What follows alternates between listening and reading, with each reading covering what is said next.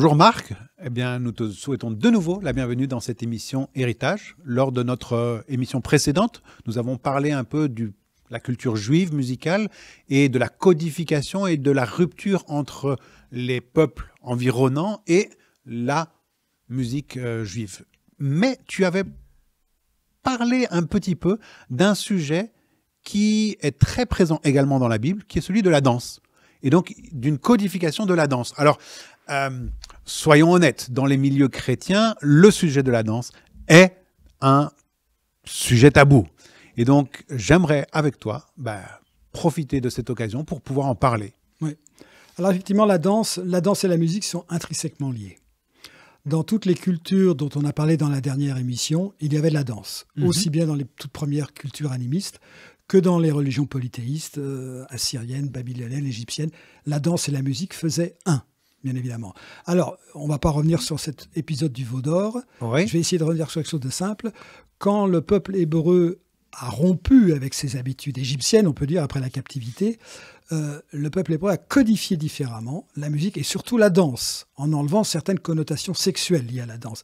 Mais, et on le sait d'ailleurs, le peuple hébraïque, à la suite le peuple juif, n'a jamais renoncé à la danse. Ça fait partie de leur culture. Hein. La culture juive danse, j'oserais le dire comme ça, quoi. Et c'est vrai que pour des raisons qu'on expliquera plus loin, une certaine culture chrétienne a rompu avec la danse, surtout au niveau du protestantisme. Ah oui, alors justement, soyons honnêtes, dans ma culture religieuse, je n'ai pas été habitué à manifester ma joie au travers d'une expression corporelle. Oui. Ma femme non plus, donc nous sommes retrouvés un petit peu, à notre mariage, nous n'avons pas eu de danse parce que nous n'avons même pas pensé à la chose.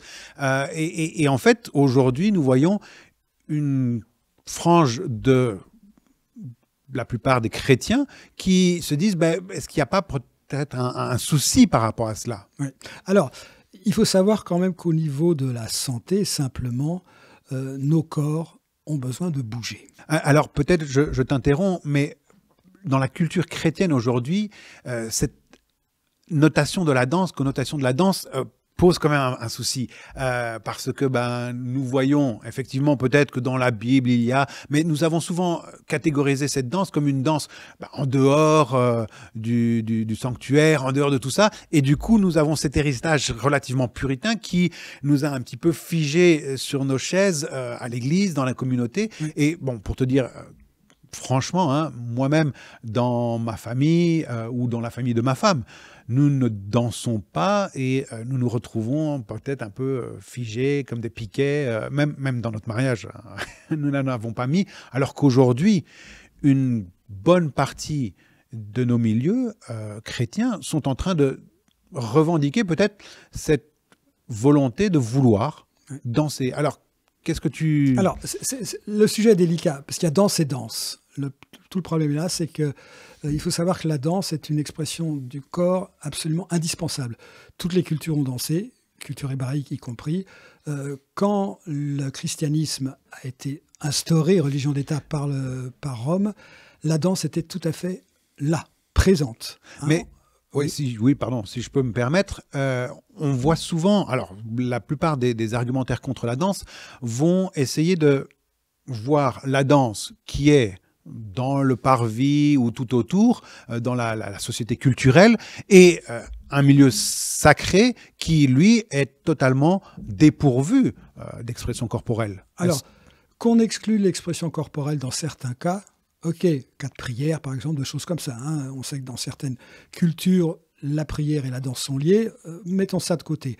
Et il faut savoir que les catholiques, pendant des années, voire orthodoxes, savaient que la danse était tout simplement indispensable aux gens. Ceux qui ont rompu avec cette tradition de la danse, c'est typiquement le protestantisme. Calvinisme, luthéranisme, certaines écoles du calvinisme, par exemple, moi qui suis néerlandais, aux Pays-Bas, interdisaient formellement la danse en dehors, à côté, derrière l'église, où que ce soit, la danse était proscrite. D'accord. Or, il s'avère effectivement qu'un corps a besoin de s'exprimer. Qu'à travers la danse, non seulement on exprime à travers les danses folkloriques, je parle vraiment de danse traditionnelle, je ne parle pas des boîtes de nuit, là, on est bien d'accord là-dessus, parce qu'il y a danse et danse. D'accord. La danse traditionnelle, folklorique, conventionnelle, était codifiée. D'accord. Parfaitement codifiée. Sous le catholicisme et les religions orthodoxes, cette danse-là n'allait pas dans certaines... Il y avait des limites à ne pas franchir.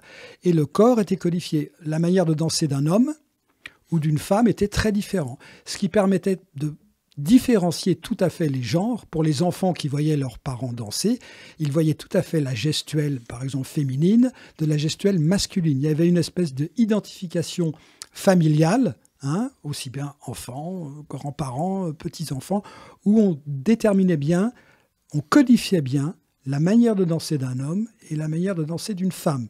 Ce qui explique beaucoup de choses, qu'il y a beaucoup de gens maintenant qui sont perturbés. C'est une des explications, bien évidemment, dans quel sexe, où est-ce que je peux trouver mon identification. Une des raisons pourrait être, peut-être pas la seule, justement l'absence de danse. C'est-à-dire qu'on a rompu, le protestantisme a rompu avec la danse pendant des siècles. Et brusquement, ça s'est ouvert. Dans les milieux puritains, il y a eu le mouvement hippie, par exemple, où brusquement tout le monde s'est mis à danser. Mais là, c'est une danse non codifiée. Je vais dire une espèce de danse spontanée.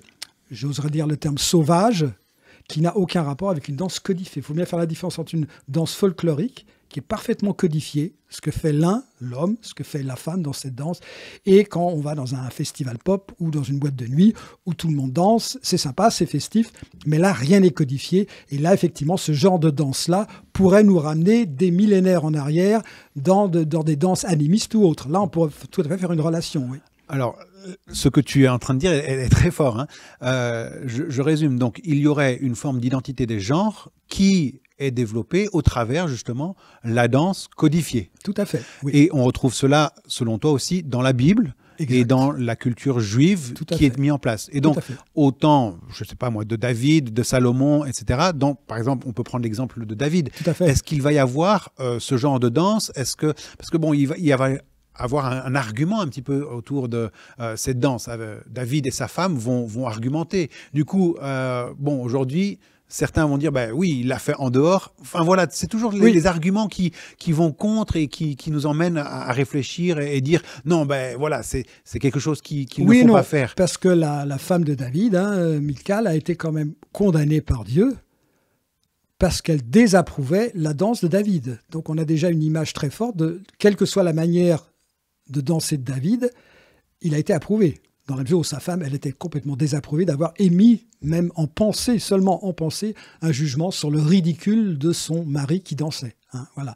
Donc ça veut dire que cette notion de ridicule, on la retrouve, le protestantisme l'a développée, à tort ou à raison, je ne suis pas là pour en juger, bien évidemment, mais ce qui a fait que ce blocage corporel, parce qu'il s'agit vraiment de blocage corporel, peut amener effectivement à des positions psychorigides. La rigidité d'un corps, quand un corps ne s'exprime pas, je ne parle pas du sport, quand un corps ne s'exprime pas d'une manière ou d'une autre, ça peut provoquer une manière de psychorigidité qu'on voit parfois dans les milieux protestants, effectivement, comme à ton mariage où personne ne dansait, alors que si je vais dans un mariage juif, tout le monde danse allègrement sans aucune arrière-pensée. C'est cette notion d'arrière-pensée, celle de la femme de David d'ailleurs aussi, cette notion d'arrière-pensée, de peur quelque part, d'exprimer quelque chose, alors que la danse, pas toutes les danses, je le précise encore, on sort du cadre de la boîte de nuit et du festival pop. Quand une danse est codifiée, à mes yeux, en tant que musicothérapeute, la danse est absolument indispensable à l'être humain. Les enfants, la première chose que font les enfants, dès qu'ils peuvent, ils dansent. On l'accepte chez les enfants, on l'accepte chez les adolescents, mais à partir, dès qu'on se marie, on ne danse plus, c'est un sujet... Dès qu'on devient adulte et qu'on arrive dans la chapelle principale, là, on n'a plus le droit... Alors, il faut savoir que les églises secondaires, je reviens à mon église catholique ou mon église orthodoxe ou autre, savaient parfaitement que cette danse était nécessaire. Ils toléraient parfaitement les danses folkloriques, ils toléraient parfaitement la danse dans les fêtes, les choses comme ça, alors que sous le calvinisme, là, effectivement, ces danses ont été proscrites comme étant contraires à l'esprit biblique ou à l'esprit chrétien. Et là, moi, étant lecteur aussi des Écritures, je n'ai jamais rien vu de tel, ni dans l'Ancien Testament, ni dans le Nouveau Testament. Alors, peut-être partir un petit peu sur cette notion de psychorigidité et par rapport à ton travail de musicothérapeute, est-ce que tu as peut-être rencontré des moments avec des patients, alors toujours dans la limite du secret professionnel, bien sûr, mais des personnes qui, justement, en manque d'expression corporelle, ont développé peut-être certaines pathologies ou certains problèmes, ou peut-être quelqu'un comme moi qui est un peu rigide dans ma façon de louer le Seigneur. Quelles seraient peut-être les conséquences par rapport à cela? Alors, on ne peut pas entrer dans la caricature. C'est pas parce qu'on est, physiquement un petit peu raide qu'automatiquement on est psychorigide. Entendons-le bien. Moi, ce que j'ai pu voir, c'est que des gens, des jeunes, moins jeunes, même des personnes d'un certain âge, passé 50 ans, dès qu'ils ont pu faire des mouvements dansés, je parle de mouvements toujours codifiés. Hein, c'est pas la peine d'inviter quelqu'un dans une boîte de nuit et dire voilà, il s'exprime. C'est peut-être un début pour certains, mais de travailler les danses, hein, donc des folklores traditionnels, de travailler des danses ethniques établies. Le fait de travailler ces danses-là permet effectivement de débloquer une certaine manière de voir le monde et de débloquer parfois, même si ce n'est pas une généralité, une certaine psychorigidité chez beaucoup de patients. Tout à fait, on peut le voir, c'est évident. Et il n'y a pas qu'en musicothérapie, beaucoup de thérapeutes disent quel est votre rapport à la danse, quel est le mouvement, voilà. Et ça, c'est un point important, culminant. Il faut savoir que le corps et le psychique sont étroitement liés. Ne pas faire bouger un corps dans une certaine manière de vivre et d'être peut avoir des répercussions effectivement sur la manière de percevoir les autres, ce qu'on appelle entre guillemets la psychorigidité. Et donc c'est aussi un langage, le langage non du verbal. Corps, tout à fait. Oui. Alors je reviens peut-être à ma première question par rapport à un accompagnement peut-être d'une personne ou d'un groupe que tu aurais eu dans justement cet accompagnement de l'expression corporelle, quelque chose que tu aurais pu aider ou voilà, en fait je suis en train de peut-être essayer de trouver des éléments pour moi ici aujourd'hui qui ai quelques difficultés à rester.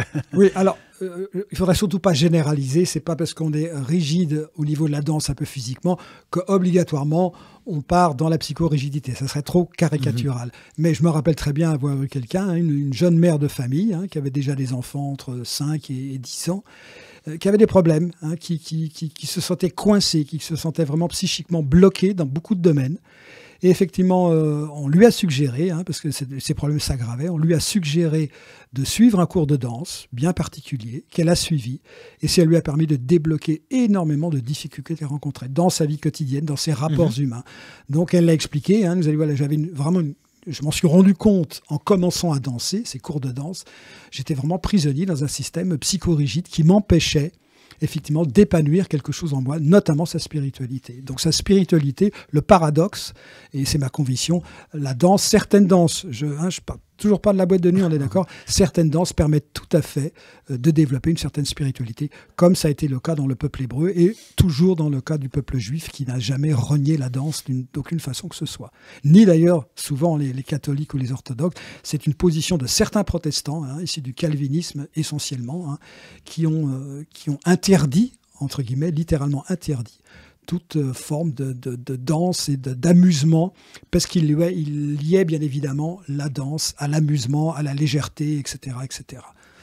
On va remettre donc à jour la chanson « Je danse comme David » et on pourra essayer de la mettre en pratique. En pratique, voilà.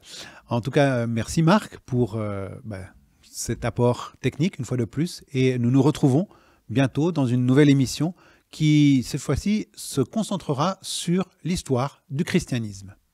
Ok, à la prochaine fois, merci. Merci.